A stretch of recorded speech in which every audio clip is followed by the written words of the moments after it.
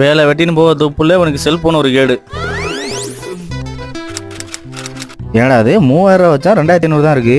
ஏமா இதுல 500 ரூபா காசு எடுத்தியா? இவன் பார்வையே சரியில்லையே. டேய் எங்கடா காசு? ஏன்டா 500 ரூபா காசு எடுத்துட்டு போய் செலவு பண்ற அளவுக்கு நீ பெரிய ஆள் ஆயிட்டியாடா? எதுக்குடா எடுத்த? நான் எடுக்கலப்பா, வேற யாராவது எடுத்துருப்பாப்பா. ஆமாடா 3000 ரூபாயில 500 ரூபாய் மட்டும் வந்து எடுத்துட்டு போயிட்டான்ல. சரி நான் யார்ட்டையும் சொல்ல மாட்டேன். அந்த காசை என்ன பண்ண சொல்லு. என் காதுல சொல்றா, ஒண்ணும் பண்ண மாட்டேன் சொல்றா. சொல்றியா? இப்ப என்னடா சொல்ற? சொல்றா சொல்றா. ஏங்க அந்த காசை கொடுங்க. ஏங்க 3000 தான் கரெக்டா இருக்கேங்க. 3000 இருக்கா?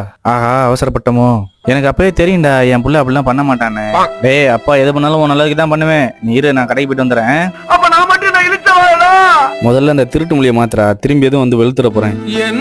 பிள்ளைங்களை ஹீரோவாக்குறதுக்காக அப்பாக்கள் கடைசி வரைக்கும் வில்லன்களாவே வாழ்ந்துட்டு போயிடுறாங்க.